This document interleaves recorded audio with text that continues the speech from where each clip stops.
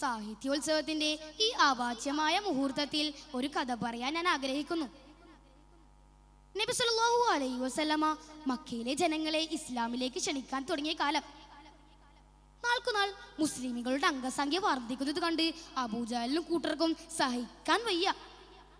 അങ്ങനെയാണ് അവർ ബനൂ ഹാഷിം ഗോത്രത്തെയും മുത്തലിബ് ഗോത്രത്തെയും മലഞ്ചെരുവിൽ ഉപരോധിക്കാൻ തീരുമാനമെടുക്കുന്നത്. സമ്പൂർണ്ണ ഉപരോധം. കച്ചവടം പറ്റില്ല, കല്യാണം പറ്റില്ല, സംസാരം പോലും പറ്റില്ല. അബൂജഹലായിരുന്നു ഇതിനു മുന്നിലുണ്ടായിരുന്നത്. ഇസ്ലാം സ്വീകരിച്ചിട്ടില്ലാത്ത ആ ഗോത്രത്തിലെ പലരും ഉപരോധത്തിൽപ്പെട്ടു. ഷൈബ് അബീ ത്വാലിബ് കടുത്ത പ്രതിസന്ധിയിലായിരുന്നു. തിന്നാനും കുടിക്കാനും ഇല്ലാത്ത അവസ്ഥ. കുട്ടികൾക്ക് മുലപ്പാൽ പോലും കിട്ടാനില്ല. മക്കത്തെ രാജാത്തിയായി വാണിരുന്ന ഖദീജ ബീവിയും ഇപ്പോൾ ദാരിദ്ര്യത്തിലാണ്. എന്നാൽ അബൂജഹൽ വളരെ സന്തോഷത്തിലാണ്. നബി സല്ലല്ലാഹു അലൈഹി വസല്ലമ തങ്ങളുടെയും കൂട്ടരുടെയും കഥ ഇതോടെ കഴിയുമെന്നായിരുന്നു ആ അഹങ്കാരിയുടെ കണക്കുകൂട്ടൽ. ആരെങ്കിലും ഉപരോധം ലംഘിക്കുന്നുണ്ടോ എന്നറിയാൻ അബൂജഹൽ തന്നെ രംഗത്തിറങ്ങി. ഇതേ സമയം ഉപരോധം ഏർപ്പെടുത്തതിൽ വേദനിക്കുന്ന കുറേ ജനങ്ങളായിരുന്നു മക്കയിൽ. അതിലൊരാളാണ് ഹക്കീമിനു ഇസാം. ഉപ്പയുടെ പെങ്ങളാണ് ബീവി ഖദീജ.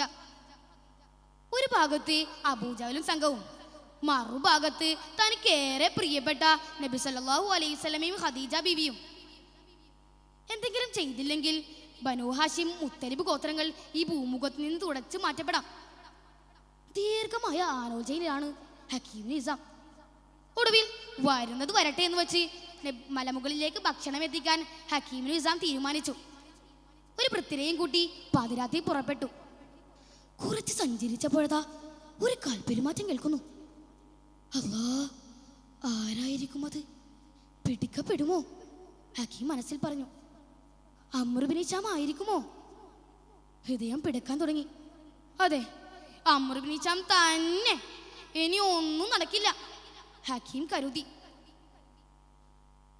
അഹങ്കാരിയായ അമ്ർ ഇബ്നു ഹിശാം ഹക്കീമിനെ തടഞ്ഞു. ഗർജനത്തോടെ പറഞ്ഞു, മുഹമ്മദിന് ഒരു കാരണവശാലും ഭക്ഷണം കൊടുക്കാൻ ഞാൻ സമ്മതിക്കില്ല. അമ്ർ ഇബ്നു ഹിശാം, മുന്നിൽ നിന്ന് മാറൂ. ഇല്ല, ഞാനതിന് സമ്മതിക്കില്ല. നിങ്ങൾ ഖുറൈശി ഗോത്രത്തെ ചതിക്കുന്നു. അബൂജഹൽ പറഞ്ഞു, ഞാൻ എൻ്റെ അമ്മായിക്കാണ് ഭക്ഷണം കൊണ്ടുപോകുന്നത്. ഹക്കീമും പറഞ്ഞു. പരസ്പരം തർക്കത്തിലായ ആ സമയത്താണ് അബുൽ ബുഖ്തരി എന്ന ഖുറൈശി അവിടേക്ക് വരുന്നത്. ഉടൻ അബൂജഹൽ വിഷയം അദ്ദേഹത്തോട് പറഞ്ഞു.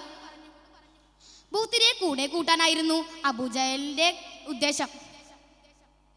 അദ്ദേഹം ഉപ്പയുടെ പെങ്ങൾക്ക് ഭക്ഷണം കൊണ്ടുപോകുന്നതിന് താങ്കൾ എന്തിനാണ് തടയുന്നത് എന്നായി ബുഖ്തരി. പിന്നെ സീൻ മാറി. അബൂജഹലും ബുഖ്തരിയുമായി തർക്കം. ഒടുവിൽ ഒരു ഒട്ടകത്തിന്റെ എല്ലെടുത്ത് അബൂജഹലിന്റെ തലക്ക് കൊടുത്തു. അബൂജഹൽ വീണു. ഹക്കീം സന്തോഷത്തോടെ ഷൈബ് അബീ ത്വാലിബിൽ ഭക്ഷണം എത്തിച്ചു. നബി സല്ലല്ലാഹു അലൈഹി വസല്ലമയും കുടുംബത്തെയും സൽക്കരിച്ചു. വൈകാതെ തന്നെ ഹക്കീമിന് ഇസാമിന്റെ നേതൃത്വത്തിൽ ആ ഉപരോധം നിർത്തലാക്കി. അഹങ്കാരത്തിൽ പൂണ്ട ഒരു ലോകം മൊത്തം നമുക്കെതിരായാലും അള്ളാഹു നമുക്കായി ഒരു കിളിവാതിലെങ്കിലും കാത്തുവെക്കുന്ന പ്രതീക്ഷയാവണം നമ്മെ നയിക്കേണ്ടത്. ഇത്രയും പറഞ്ഞുകൊണ്ട് ഞാൻ നിർത്തുന്നു. അസ്സലാമു അലൈക്കും വറഹ്മത്തുള്ളാഹി തആല വബറകാതുഹു.